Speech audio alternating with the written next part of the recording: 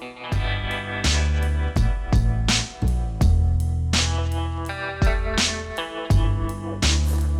time. You went to O'Reilly's, got to say Murray. So I can find you a part number. 432465. This is a Murray. My preference is Spectra. I will use Murray products. They are made in Israel, so no problem there, but I just like Spectra products. You got fluid on the floor. Yeah, I know. I want to be careful when opening this because we don't want to cause damage that isn't there.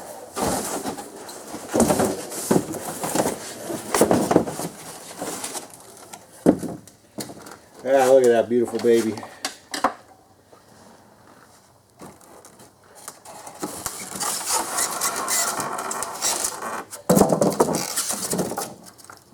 Now we do want to compare it to our old one. It's a bit smaller. Nope. Yeah, it looks a bit smaller. No, looks the same. Mm. I got fluid on. Alright, it looks good. The only thing we're going to have to put on are the rubber mounts that came off the old one. Alright, so let's go grab those mounts now.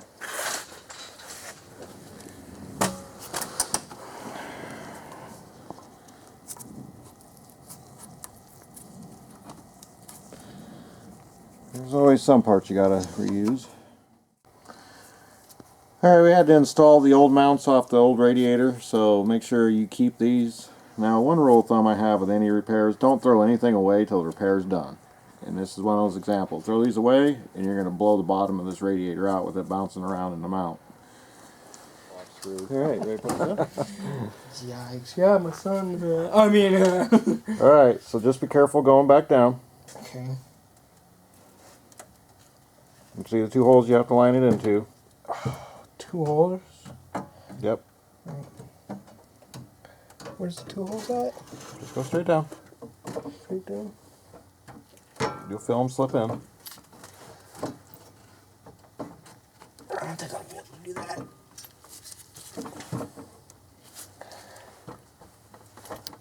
Yeah, I don't know about that one. You're going to have to go back a little bit. Back. Let me get on the bottom and help you there. Do you have it at an angle? Kinda. Angle it towards the engine. Oh, towards the end? Yep. Okay.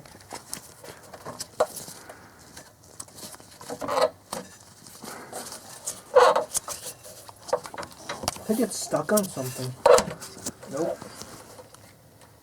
Okay, push it down. Push it down? Yep, push it down. Like how down are we talking? A little bit more on the passenger side. That's the passenger. Okay. Okay, you're good. Am I? Yep, you're good. Alright, here comes the tricky part. Putting this fan in without destroying this new radiator. So like we used to do in the old days. Lift the shroud up. Throw your fan in carefully.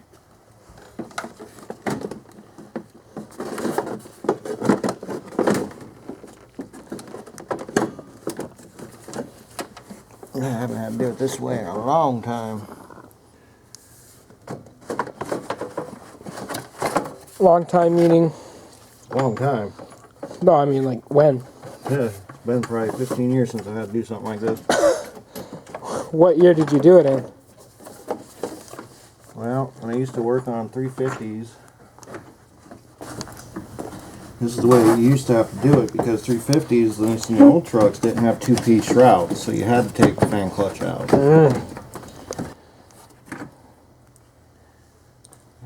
so a little bound up. I'm going to get one bolt put in the fan clutch so I don't fly off into the new radiator.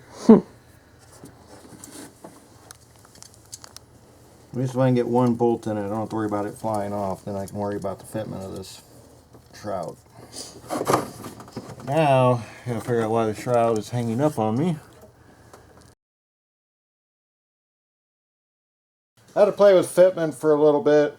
Something happened to this car on this side where it pushed the mount kind of cattywampus, and I think that's what kind of aided in this radiator blowout.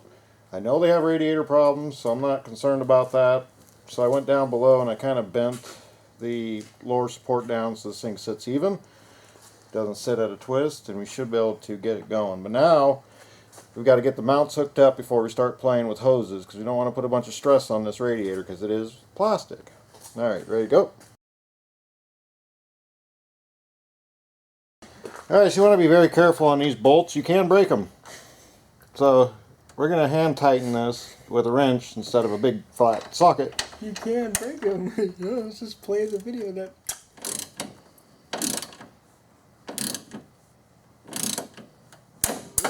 Shit, I just broke it off. Okay, so which way? Which way then? Okay, that's loosening. Guessing that's tightening now. Now start learning to feel with your fingers when that thing gets tight. The farther back you are, the more torque you'll put on it. So the closer you are, the less torque you'll put on it, so you'll actually feel when that bolt is done. Yeah, we also had to put a little bit of rubber underneath because this radiator sits a little bit taller, and we wanted to have some vibration dampening so we don't crack the top of this. I think that's good. Here, you feel it.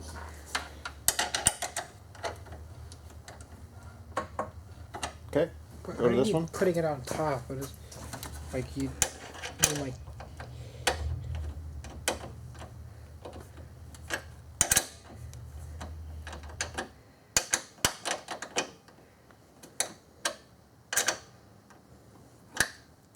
Yeah, this one just get all the way down. That one's got a little bit more rubber underneath. You don't say. You're probably good there. I'm good. Yeah, when you hear a magical popping sound, stop. At least we know. Yep, so now, look, radiator ain't going nowhere, and it's isolated, so the vibration from the engine won't go into the radiator. That thing ain't moving. No. Holy crap. This is. Alright, we're going to move on to underneath. We're going to get the tranny cooler lines hooked back up because I don't want it leaking. Alright, I needed the vice grips to bend these down, so I had to let it leak a little.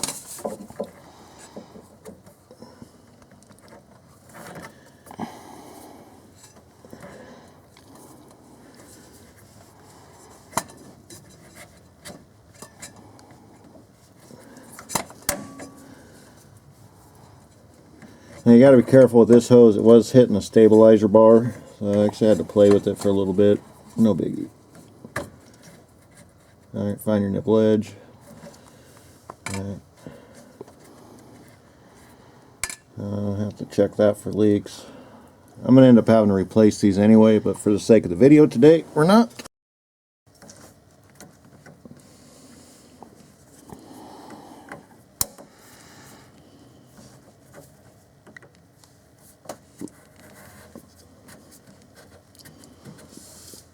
Oh boy.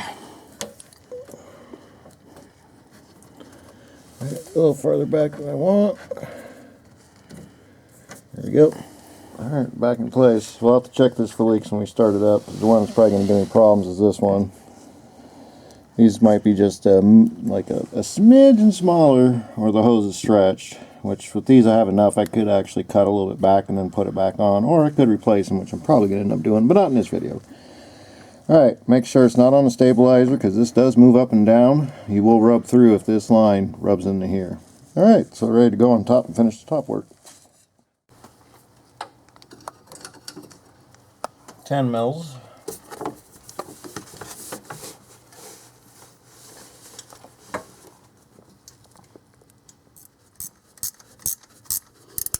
Now being we didn't disconnect it from the pulley, we are going to have to draw it back into place. Do a little bit at a time.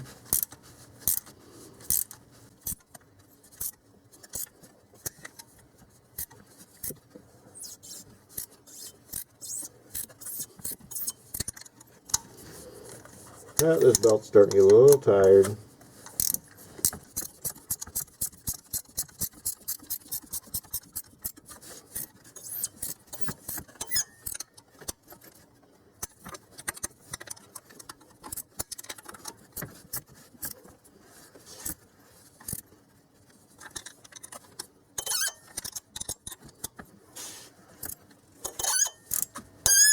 Make sure they're equal. See how that one got loose?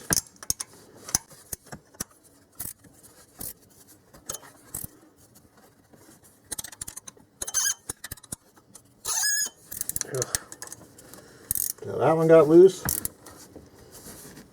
That's because we're having to draw it back in.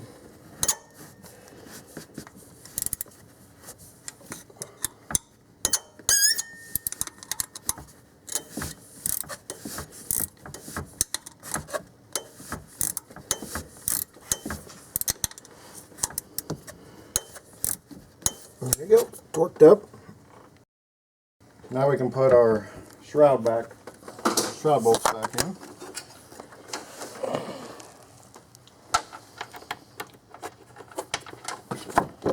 Fine. There you go. Oh, those don't feel like they've been threaded from the factory. And they have not. Cool.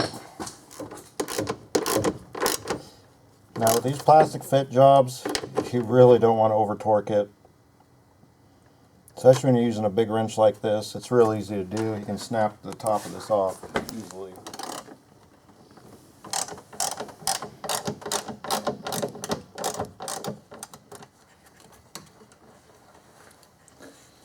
Yeah, we're going to call this one an 8 out of 10 for fitment. It could be a little better. I mean, it'll work as long as this isn't flopping in the wind. We're good, but that's aftermarket nonsense for you. It works, just not the greatest. What do we always talk about on this channel about aftermarket? Not that it sucks, but it has to be different than the OEM. That is never going to seal, and then you're going to end up leaking every time the reserve tank goes to be used. So I'm going to put a different clamp on it. Hopefully that will do it. But alright, I found a fuel injection clamp. That sucker ain't going to leak. I hate coolant leaks. You know, oil leaks are one thing, but coolant's another. But that'll work. Alright, moving on. Now the reason why people don't like these clamps, they're kind of a pain in the rear to use. And what a lot of people try to do, they'll try to put the clamp, the original OEM clamp, on the new hose, and the problem is the new hose is thicker and you'll never get it past the barb. So what I do is I put the clamp on this side, push the hose in, slide the clamp over, and it'll save you a lot of heartache. So I'm going to show you that now. First we'll get the old one off. If you don't have a clamp tool, get one.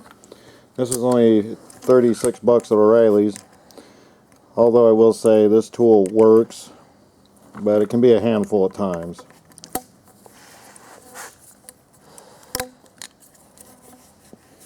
Okay, that one goes on the radiator side.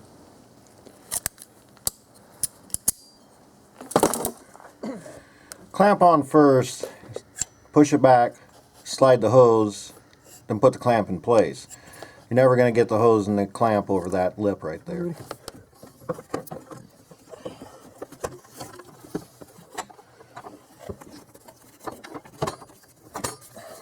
Okay, now we got to open that clamp up, shove the hose back, clamp back this way.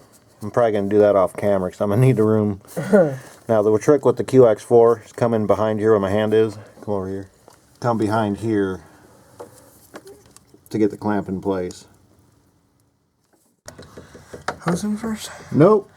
No? So we're going to show you on the bottom what we couldn't show you on top. He's going to get the clamp cinched down first or opened up. Oh, I don't even think Okay, now put the hose on. Put the hose on. How much is that? You're going to have to push it back and then push it on. And just like you took it off, wiggle it on. Okay, now slip your clamp over that hose. Slip the clamp over the hose? Yep. This thing's kind of hard. Ah, no. Well, get your tool set. Oh, it's not that anymore. This thing's hard, man. Yeah. It's not easy. I know, I make it look easy. Because you got strong arms. I'm sitting here freaking. But the purpose of this channel is to teach people and empower them that they can do it. Yeah, I'm a 20-year tech, but I'm trying to teach the tricks that I know. Oh, this thing's just hard to... Okay. Okay, now put your clamp over your hose a little bit. Clamp over the hose? Yep. Alright. Now, you need to push the hose on further. I had to help him there for a sec, but we got it on the hose. That's the trick. Get it on the hose. Now push your hose in more. Yeah, farther. Back up on it a little bit. Back up on the hose a little bit. What? This is the hose. Back up, and then start wiggling it on. The hose? Yep. So we still got a ways to go. The hose. Yep. All right, see how it's going? Just keep doing that. Doing great. Okay, stop. Now, take your hand and feel for where it's loose and the nipple edge. No, the hose. Oh, the hose? Run your hand up the hose and feel for the hard plastic. Just like that. Just like Bring it down. with the thing? With the thing? Yep, because the widest part, you want a finger's length. It's right here. All right, go ahead and release the clamp. There's the clamp? Mm-hmm. Ugh. Ugh.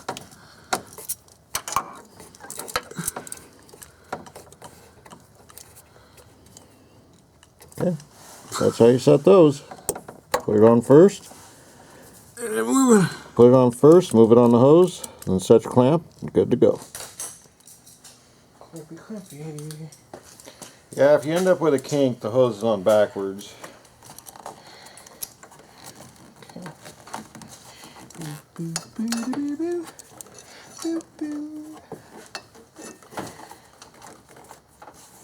Oh, you're bleeding everywhere, man. You're bleeding. It was. No, you're bleeding on the radiator. Yeah, well, blood, sweat, and tears. A lot of tears. Okay, tell me when you're on. I didn't say when. I know, I just... Alright, go. Go? Go? Go. Oh, shit, no, I want to go. Go.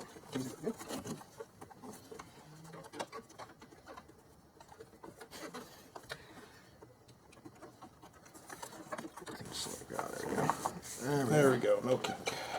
Make sure I got this enough. Check for the nipple edge.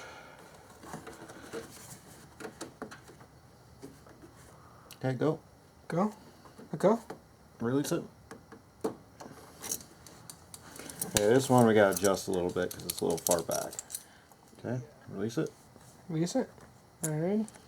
Okay, that's a little bit better. Yeah, so you put this backwards, you end up with a kink here, and when it's perfect, you won't restrict the flow. The kink's going to make this thing run hotter. May not necessarily overheat it, but if you're used to like 197 to 203 degrees, you'll probably see something like 205 to 208 if this is kink. Yeah. You need easy flow. Hey, believe it or not, it's in.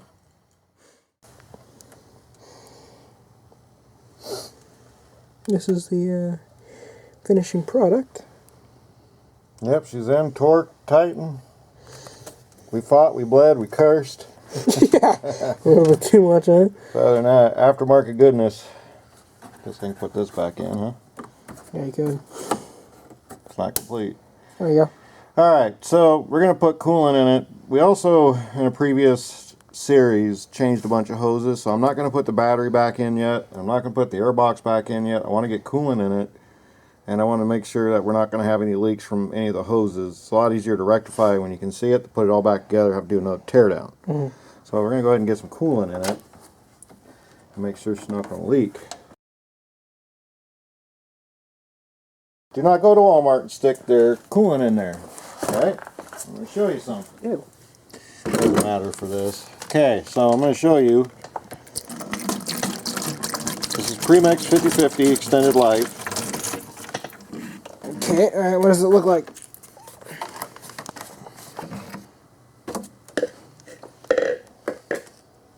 P. Don't use that stuff. Not in this car. Mm-hmm. Okay? What you're going to want to use is this stuff. So I can find a clear cup. This is coolant made for Asian cars. Specifically, Hyundai, Kia, Nissan, Mazda. So if you pull out this dark green,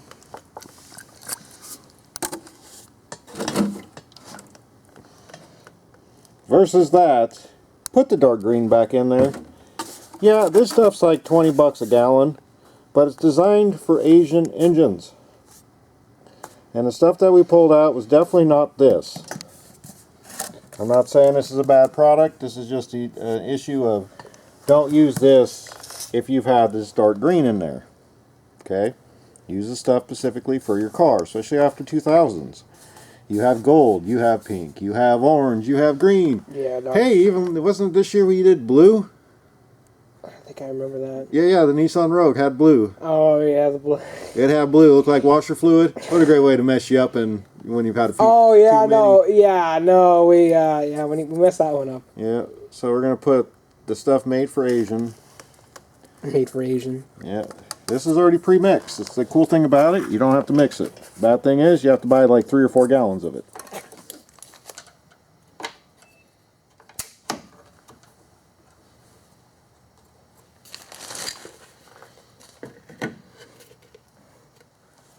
All right, gallon number 1.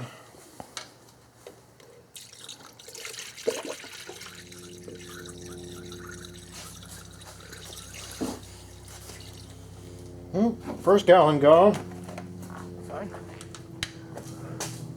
Alrighty, go. Shrex P. Got 3 gallons. I know I took out at least a gallon and a half and probably lost another half gallon just between taking hoses off. Ooh. Oh, filled up pretty quick there. Ooh. Is that bad? Well, I don't want to overfill it because typically it's going to back build before that thermostat opens, and we got 2 thermostats to get through. Oh. So what we're going to do is we're going to leave this overnight, like we usually do, because that's what we do. Some people in a hurry will just go ahead and start it, and it'll take them longer to do this than would be doing it the way that we normally do it, which is fill it up and let it sit overnight. Let those air bubbles work their way out. Now, one thing nice about the Nissan system is that the fill actually sits higher than some of the hoses, so shouldn't have too bad of a bleed, but again, we're going to let it sit overnight. Because we know this engine's going to have a nasty air bubble in it. 2-trap thermostats? Yeah.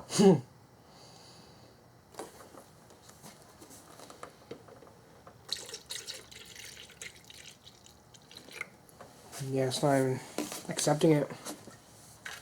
Well, no, because the engine has to start to pump it through the hoses, but we have to use gravity to get it enough into the water pump so the water pump can do its job without burning up.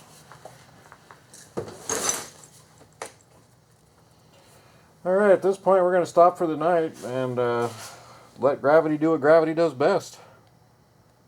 Bleed. Gravity can't bleed, but it can't bleed the car. Nope. But if we give it time, air bubbles will always try to rise above the gravity of water. Alright, well stay tuned. Startup coming tomorrow. We're almost done. Believe that. 2 months. This has been one hard project. And it's not so much the work. I think we got about a week worth of work into it. But getting parts took us longer than the actual work. And I just hope with Corona someday people will go back to work doing what they love. Making parts. Making our lives a little easier on the mechanic side. But who knows. We might be stuck with this for an indefinite amount of time. So we just adapt, improvise, and overcome. Alright, my wise words of the day. Stay tuned. Startup coming soon. Thanks for watching.